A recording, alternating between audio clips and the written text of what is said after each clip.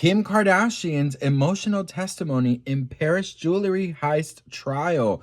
We got to talk about this, but before we get into it, hello, my name is Sebastian. I spill pop culture tea every single day. So if you're looking for a new messy best friend, you have found me. So why don't you grab a snack and a drink? Hit that subscribe button. I do spill pop culture tea from my very sparkly closet.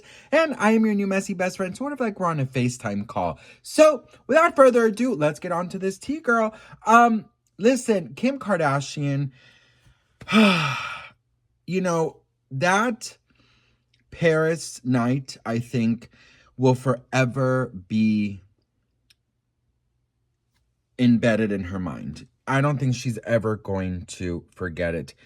I remember watching the episode of Keeping Up with the Kardashians, and it was so incredibly sad. It was so sad to watch that Kim Kardashian's only concern was that Kourtney, who was out at the time, was going to come back and see her lifeless. And that was so interesting to watch, because up to then you really thought something different about Kim, and seeing her only talk about Kourtney showed another side to her. Well, she testified today. Kris Jenner went with her to Paris with Kris Jenner's boyfriend, Corey Gamble. And let's read this together. Kim Kardashian testified Tuesday in Paris, France, in the highest profile robbery trial the country has seen in decades. And her account of the heist that captured a $10 million worth of her jewelry. She was very emotional. She took the stand Tuesday and tearfully told the court, quote, "I absolutely thought I was going to die." She described how two men dressed in police uniforms and wearing masks held her at GUN point as she wore nothing but a bathrobe, fearing she'd be AR'd. The two robbers had overpowered a concierge outside her hotel apartment. They tied Kim up and left her in the bathroom during a Paris Fashion Week visit in October 2016. Then absconded with millions of dollars of loot, including a $4 million engagement ring given to her by then-husband Kanye West. Kim testified she heard stomping outside her room at around 3 a.m., and when she opened her door, she saw the concierge handcuffed by the two robbers. One of them pointed a pew-pew at her. Kim said she was thinking about her children and was mortally afraid she was about to be AR'd and unalived. Kardashian said, "I kept telling them I have babies. I need to get home to my babies." She said one of the robbers pointed to his hand and kept repeating the word ring. One of the men bound her hands and mouth with duct tape and her ankles with zip ties. Kim, who was wearing nothing but a bathrobe when the robbers entered the room, revealed, quote, "He grabs my legs and pulls me. I'm naked and my everything is exposed." Kim testified, quote, "I was sure that I was going to be AR'd by the men, but the men took her possessions and left." She said she couldn't remember individual features and faces due to the trauma of the event. She said, quote, "You start thinking about your family and it all goes out the door." In the bathroom, Kardashian said she managed to remove the duct tape and scooted out to look for her childhood friend and stylist, Simone, who accompanied her on the trip and was staying one floor below. Haruche helped her remove the remaining zip ties around her ankles and with scissors. The two then fled outside the hotel and hid in the bushes. And she called her mother, Kris Jenner, who's on the trip right now with Kim. Police eventually arrived, but Kim said she was confused and suspicious because the robbers had also been dressed in cop uniforms. "I didn't know who to trust," Kim said today in court. Kim testified a French official later told her she'd been targeted by the same robbery ring during a previous visit to Paris, but the gang opted out because Kanye was traveling with her at the time. She said, "That shocked me to find out that they'd been trying to plan the attack for some time," adding she thought the actual heist had been well planned out. The 69-year-old alleged ringleader, Old Omar, who is deaf and mute, issued a written statement in court, read out loud today by the judge, asking for Kim's forgiveness. Quote, "I do appreciate the letter. I forgive you for what has taken place, but it doesn't change the emotion and the feeling and the trauma the way my life is forever changed. Kim discussed how she had always felt safe in the city prior to the robbery. The trauma has followed her home, as even now in California, she keeps 4 to 6 security guards at her house just to feel safe.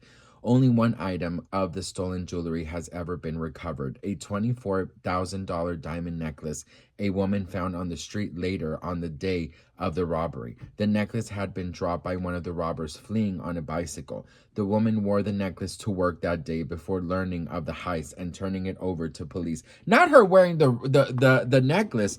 9 men and 1 woman, dubbed the grandpa robbers, are, as most are in their 60s and 70s now, are on trial, which began 2 weeks ago, nearly 10 years after the heist occurred. Many of the suspects were apprehended about 3 months after the robbery. The court took a break Tuesday around 4 p.m. local time, and after about 30 minutes, Kim resumed her testimony. The handcuffed concierge had translated between the French-speaking robbers and Kim during the robbery. Kim was asked today about what she told investigators in the past that suggested that the concierge had been working with the suspects. She replied that at the time, his lack of hysteria in the moment raised her suspicions, but now she understands why he acted the way he did during the stress. She accused one of the defendants of profiting. She accused one of the defendants of profiting off her trauma after the robbery, compounding her ordeal. Eunice Abbas published a book titled, quote, oh my God, I Kidnapped Kim Kardashian in 2021, in which he describes his part in the robbery. It wasn't just jewelry. Someone took away my memories, Kim said today. Now he is capitalizing by writing a book. It didn't seem fair to me. Mark Boyer, a 70-year-old defendant accused of supplying the lone gun used in the robbery, was also present in court today. He's admitted to being one of the lookouts on the street during the robbery. Kim also talked about how she's ceased posting live updates on social media in real time. As it's come out, the robbery ring may have been tracking her movements throughout Snapchat and other platforms in 2016. She mentioned the watch her father, Robert Kardashian, had given her for her high school graduation that was taken among the haul. She also discussed claims she had concocted the robbery herself to boost ratings of her reality TV show, describing it as really hurtful. Unlike the U.S., testimony in French court is given while standing at a lectern.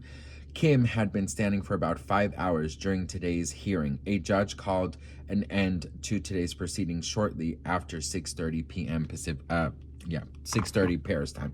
I'm going to tell you this, and I'm going to tell you this right now. If someone ever made something like that up, they're going straight to hell.